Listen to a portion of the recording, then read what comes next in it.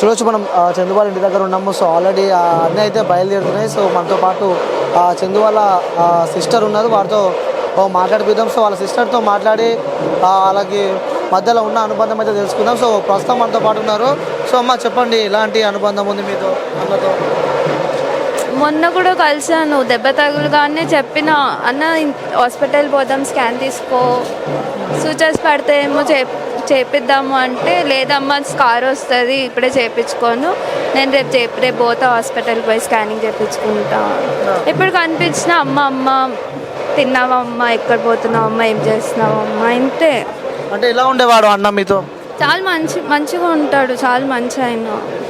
అసలు ఎక్స్పెక్ట్ చేయలే, అనుకున్నాం 6 months డిప్రెషన్లో ఉంటాడేమో, తర్వాత వస్తాడు మళ్ళీ నార్మల్ అయిపోతాడు, కామనే కదా, మంచిగా అయిపోతాడు అనుకున్నాం, కానీ ఎక్స్పెక్ట్ చేయలే ఎట్లా చేస్తాడు. అంటే తను డిప్రెషన్లోకి అసలు ఎందుకు వెళ్ళాడు అంటావు? అంటే మీతో పాటు ఉంటూ మీతో పాటు చిన్నప్పటి నుంచి మీరు చూసిన వ్యక్తి కాబట్టి. సో డిప్రెషన్ నుంచి అసలు మాకు కాంటాక్ట్లో లేడు. అంటే చిన్నప్పటి నుంచి ఎట్లా ఉన్నామో 5 years నుంచి చాలా డిఫరెంట్గా ఉంది. ఈ 5 years నుంచి చాలా డిఫరెన్స్ ఉంది. మేబీ అందుకే. అంటే ఏం చెప్తుండేవాడు అన్న ఇప్పుడు మీతో?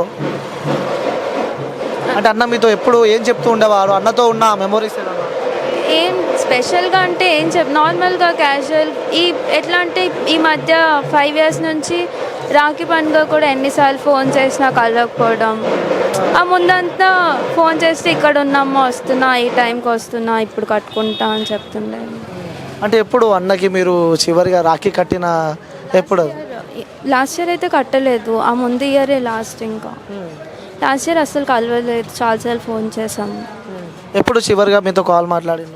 డైరెక్ట్గా నేను మొన్న మాట్లాడిన, యాక్సిడెంట్ అయిన తర్వాత దెబ్బ తగిలినప్పుడే మాట్లాడిన, ఎట్లా ఉంది, ఎక్కువ తగిలిందా అని, అంతే. ఆ రోజే లాస్ట్. ఇంకా ఏం మాట్లాడిన చివరిగా? అంటే అన్న ఏమన్నా చెప్తూ ఉండేవాడా లైఫ్లో ఇలా ఉండాలి ఇలా ఉండాలని చెప్పి కూడా? చెప్తాడు, ధైర్యంగా ఉండాలని చెప్తాడు, అంతేం పెరిగివాడు కాదు ఇది చేసుకునే అంత. But okay.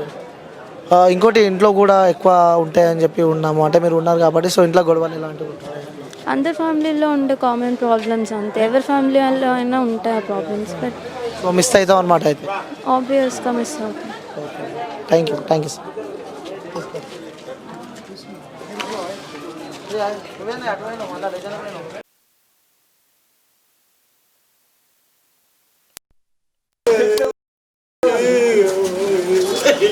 మీకు మీ మామకి ఇలాంటి రిలేషన్ ఉండేదండి, ఇలాంటి సజెషన్స్ చెప్పేవారు మీకు చదువు? మామ I'm a film actor, small film actor, short films like that do.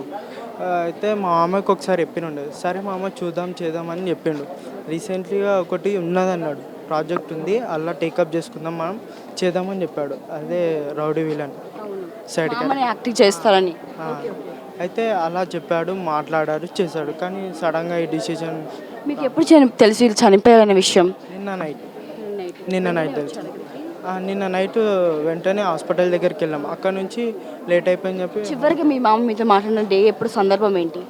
Last day అంటే 16th మొన్న.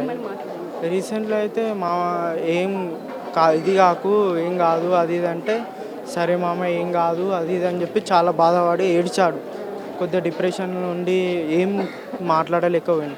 మీరు వెళ్ళలేదా అసలు? ఈ ఇన్సిడెంట్, పవిత్ర ఇన్సిడెంట్ అయినాక మీరు ఆయన కలవలేదు ఎప్పుడు?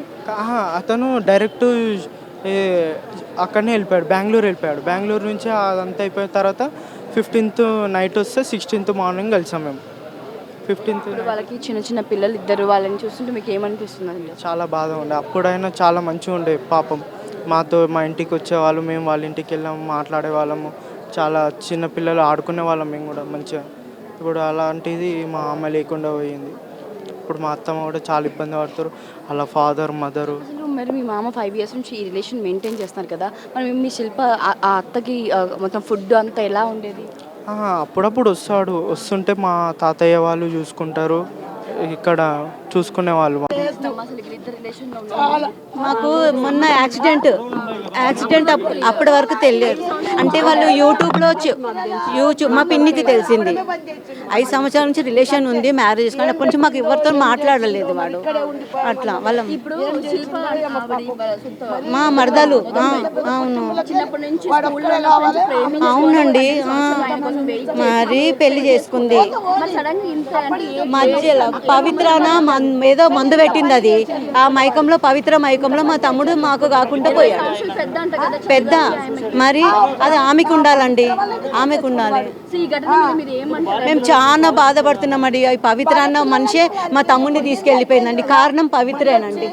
ఆ చిన్న పిల్లలకి ఇప్పుడు ఏం దారి చూపిస్తారో చూపించాలండి. ఎలా ఉండేవారండి చందు గారు? మా చాలా అన్యూన్యంగా బాగా కలిసిమెలిసి ఉండే.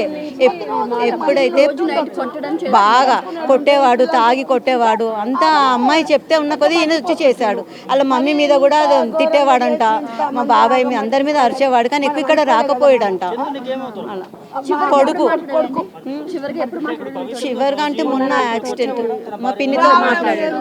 మొన్న పోయి హాస్పిటల్ మా బిడ్డ డాక్టర్ ఎలా ఉన్నా అలా అన్న, నేను డ్రెస్సింగ్ చేస్తా, నువ్వు హాస్పిటల్ పో అన్న, నేను డ్యూటీకి వెళ్ళి వచ్చి నీకు డ్రెస్సింగ్ చేస్తా అంటే సరే అమ్మా అని ఎక్స్రే తీసుకుంటా అన్నాడు. ఎక్స్రే తీసుకుంటాను మనం ఇద్దరం పోయినాం. పోతే ఆడ మా బిడ్డని నన్ను చూడంగానే నేను తర్వాత చూపించుకుంటా ఉండని, ఇప్పుడు ఏం కాదు అంటే ఈ చందు గారు ఆ పవిత్ర వేరే ఇంట్లో ఉండేవారు. ఒక్కటే ఇంట్లో పవిత్ర ఇంట్లోనే ఉండేవాడు మా చెల్లి మణికొండలో.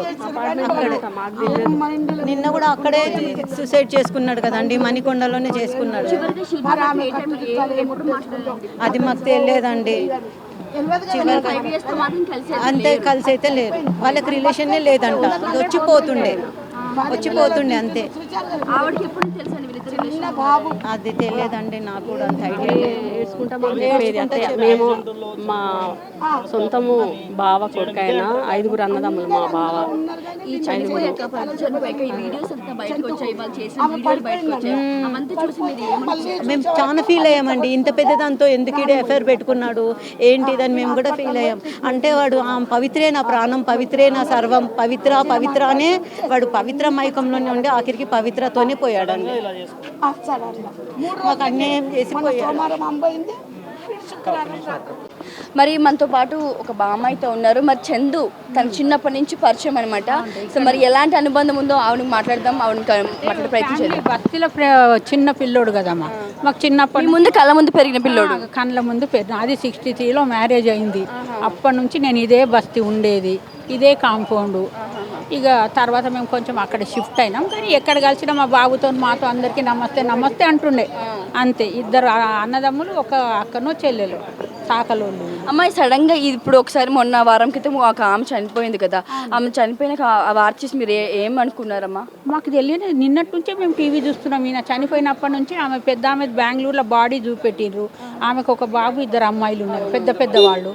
తర్వాత కొద్దిసేపటికి ఇట్లా చనిపోయిందని వాట్సాప్లో ఫోటో వస్తూనే ఉన్నది ఈయనది సూసైడ్. నిన్న అందరు చూసిరంట, బస్తీలో వచ్చిందంట, నిన్న అందరికీ కనబడ్డాడు. నిన్న మధ్యాహ్నం మీ బస్తీలోకి వచ్చాడా? వచ్చి వాళ్ళ డాడీతో కలిసిండంట, మమ్మీతో. ఇక మాకైతే తెలియదు ఆ సంగతి, కానీ కలిసిండు అనగా విన్నాం అంతే. కానీ చిన్న పిల్లోడు, వాళ్ళకి పెద్ద ఫ్యామిలీ. మొదటి భార్య ఎలా ఉండేదన్నా? ఉన్నది కదా ఇప్పుడు ఇక్కడ. ఎలా ఉండేది అంటే? చాలా మంచిగా ఉండేది పిల్ల. వాళ్ళు కూడా లవ్ మ్యారేజ్. ఆమె కూడా ఫస్ట్ మ్యారేజ్ అయింది, విడాకులు ఇచ్చేసి ఈయనకు లవ్ చేసింది, ఈయన చేసుకున్నది, ఈవెన్ ఇడ్సబెట్టి ఆమె వెనకబడ్డాడు.